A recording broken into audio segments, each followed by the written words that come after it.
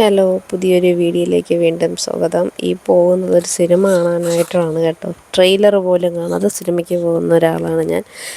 ഖലീഫ എന്ന് പറഞ്ഞ പൃഥ്വിരാജിൻ്റെ പുതിയ മൂവി ഇറങ്ങിയല്ലോ, അത് കാണാനാണ്. വേറൊരു സ്ഥലത്ത് പോകാൻ ഇറങ്ങിയതാണ്. അപ്പോഴത്തേക്കും പെട്ടെന്നാണ് ഒരു സിനിമ ബുക്ക് ചെയ്യുന്നു, ഒരു കൂട്ടുകാരൻ വിളിച്ച് പറയുന്നു. അങ്ങനെ നമ്മൾ അവിടെ നിന്ന് ഷിഫ്റ്റ് ചെയ്യുന്നു, പെട്ടെന്ന് പോയതാണ്.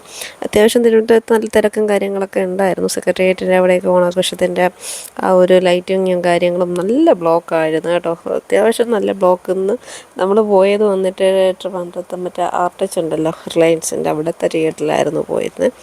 സിനിമയെക്കുറിച്ച് പറയാനാണെങ്കിൽ വൺ ടൈം വാച്ചബിൾ ആയിട്ടുള്ള ഒരു ആവറേജ് ആയിട്ട് പറയാനേ പറ്റത്തുള്ളൂ. സാധാരണ പൃഥ്വിരാജ് സിനിമയിൽ വരുന്ന എന്താ പറയുക, അടി അത് ഇത് കാര്യങ്ങളൊക്കെ ഇച്ചിരി കൂടുതലായിട്ടുള്ളത് പോലെ തോന്നി.